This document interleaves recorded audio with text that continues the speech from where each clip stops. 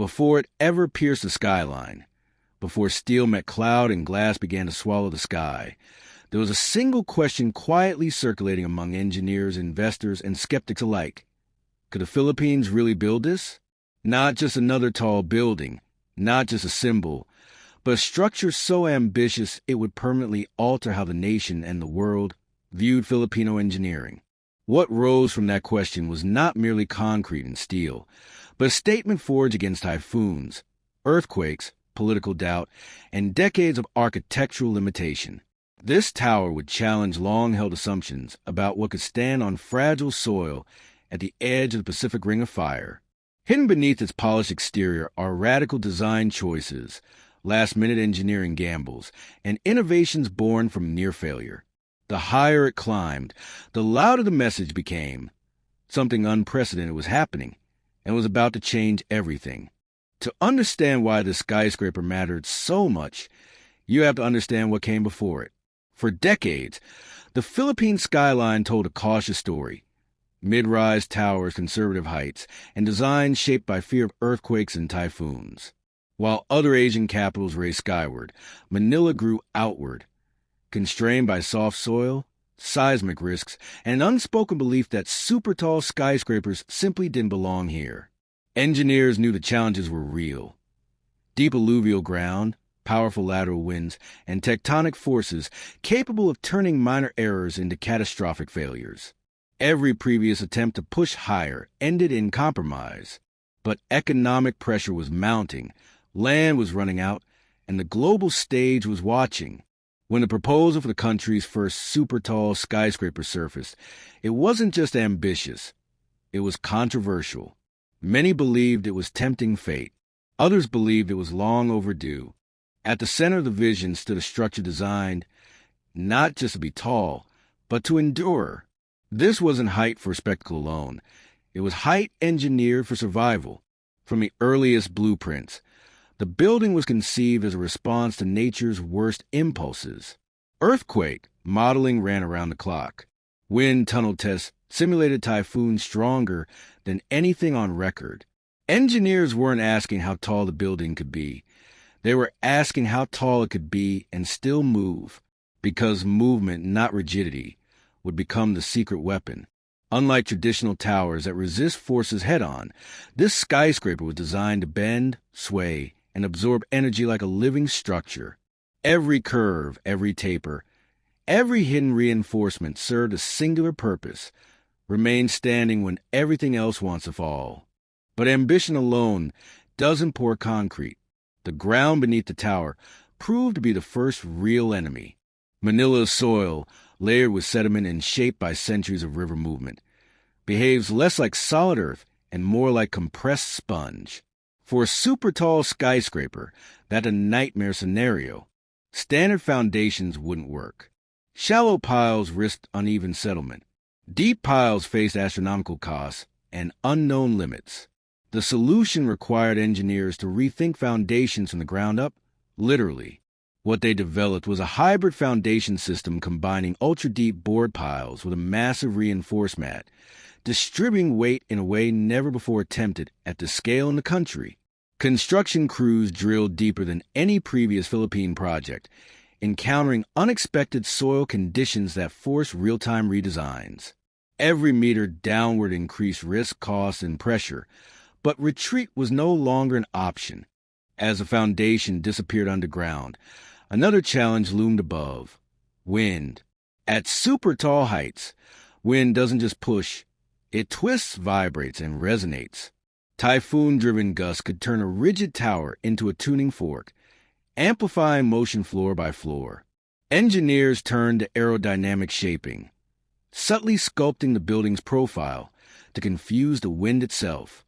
The tower narrows as it rises, its edges softened, its corners rounded, not for beauty alone, but to break up vortices that could otherwise synchronize and cause dangerous oscillations.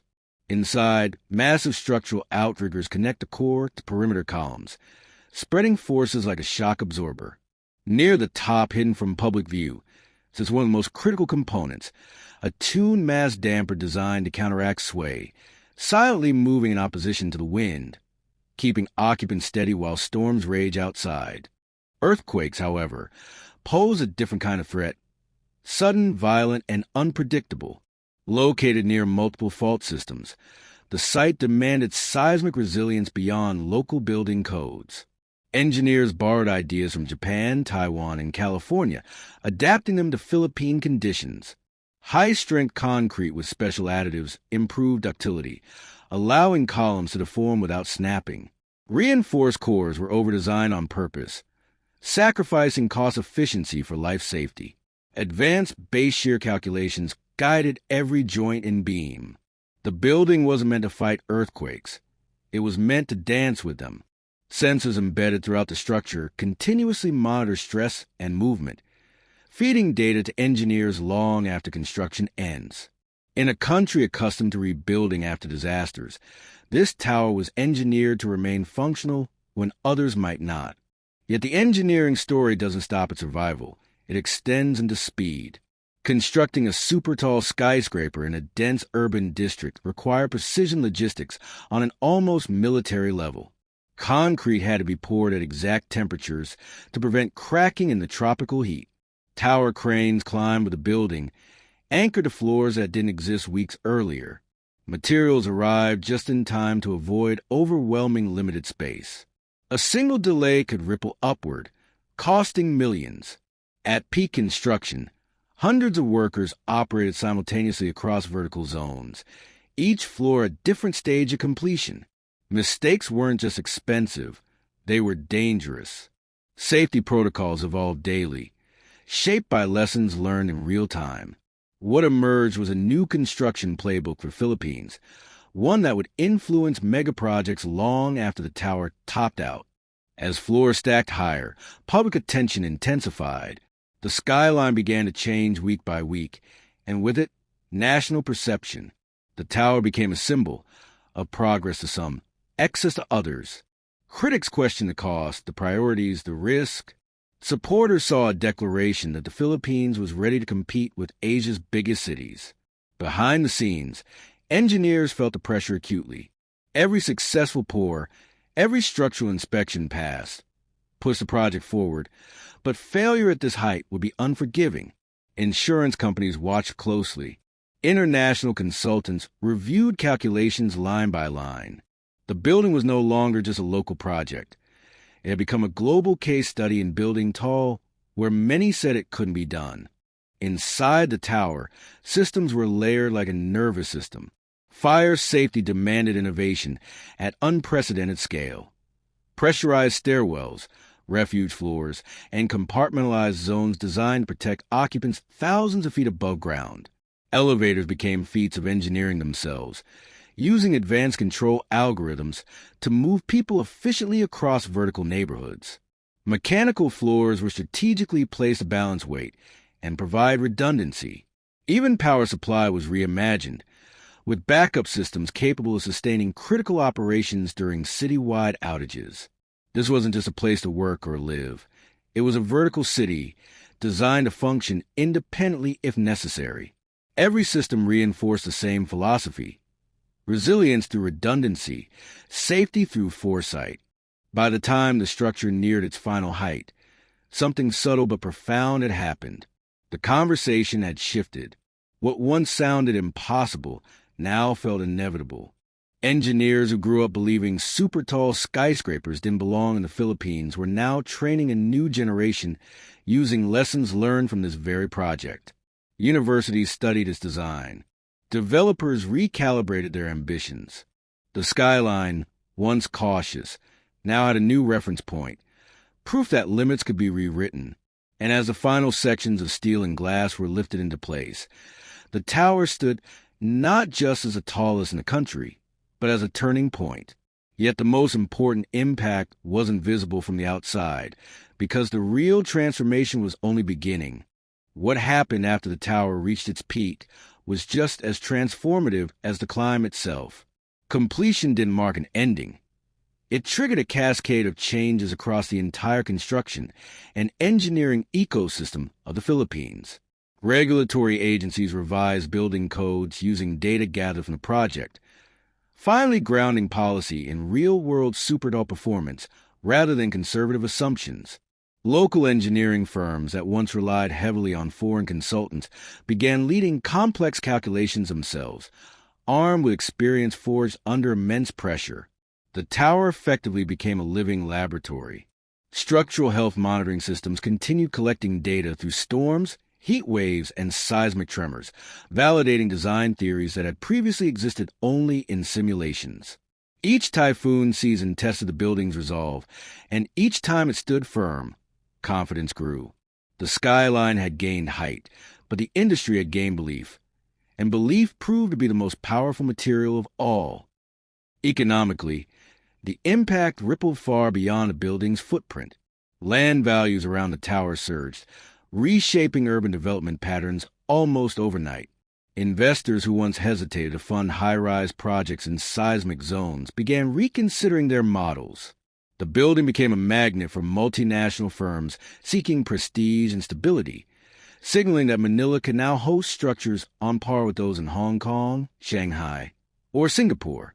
But perhaps more importantly, it reframed risk. Where developers once saw danger, they now saw solvable problems. Engineering challenges rather than insurmountable barriers. The tower demonstrated that resilience could be designed, calculated, and built. Height was no longer a reckless gamble. It was a strategic decision supported by science, data, and hard-earned experience. Culturally, the skyscraper altered how Filipinos saw their cities and themselves. For generations, architectural ambition had been tempered by caution, shaped by colonial legacies and environmental realities. This tower disrupted that mindset. It became a visual reminder that Filipino engineers, architects, and workers could execute projects once reserved for wealthier, less disaster-prone nations. Pride grew not from spectacle, but from competence. The story behind the tower, of recalculated foundations, redesigned joints, and sleepless nights spent validating models, circulated through universities and professional circles. Students studied its drawings not as abstract examples, but as proof that world-class engineering could be homegrown. The building didn't just change the skyline, it quietly rewired national confidence. The human element of the project, often overshadowed by steel and numbers, was equally critical. Thousands of workers spent years navigating vertigo-inducing heights, unpredictable weather, and unforgiving schedules. For many, this was their first experience working on a super tall structure. Skills learned on the job, high-altitude safety, precision installation, advanced formwork became portable expertise, raising standards across the labor force. Accidents were minimized through evolving protocols, but the psychological toll of working hundreds of meters above ground was real. Over time, crews developed a rhythm, a shared trust in the systems holding them aloft. That trust extended beyond the project, influencing how future megastructures would be staffed, trained, and managed throughout the country. As the building entered full operation, its performance during real-world events became the ultimate test. When powerful typhoons swept through Metro Manila, occupants felt motion, but not fear. The tower swayed exactly as designed, dissipating energy while maintaining structural integrity. Seismic sensors recorded tremors that barely registered inside.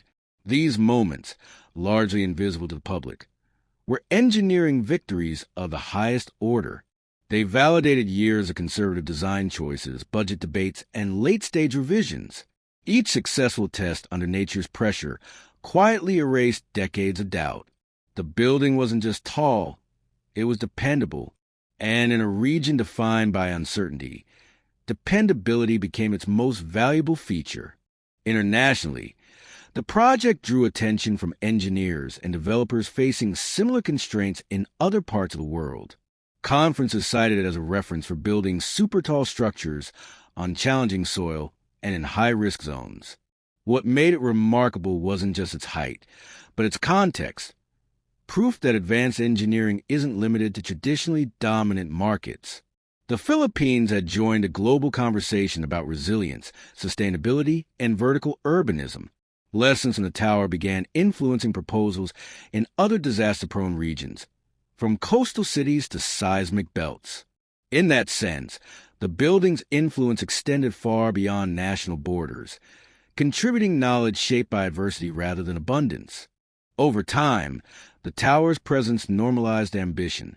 What once felt extraordinary slowly became part of the urban fabric, freeing planners to think bigger without feeling reckless. New proposals emerged, not all super tall, but all more confident. Mixed-use vertical developments, resilient infrastructure hubs, and smarter urban density models traced their lineage back to this single project. The skyscraper had expanded the realm of the possible. It didn't eliminate risk, but it redefined how risk could be managed. And in doing so, it shifted the narrative of Philippine urban development from reactive to proactive, from defensive to deliberate. Looking closely, the tower reveals an important truth about progress. Breakthroughs rarely come from boldness alone.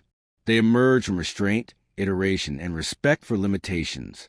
Every meter gained in height was negotiated through data, compromise, and humility before natural forces. The building stands tall not because it ignored the realities of earthquakes and typhoons, but because it embraced them as design parameters. Its success lies in acknowledging vulnerability and engineering around it. That philosophy, built not in spite of nature, but in dialogue with it, may be the project's most enduring legacy. Today, when the sun sets and the tower's lights trace its silhouette against the Manila sky, it tells a layered story. To casual observers, it's a landmark. To developers, a proof of concept. To engineers, a repository of hard-won knowledge. And to the country, a marker of transition, from cautious limitation to calculated confidence. The building doesn't shout its achievements.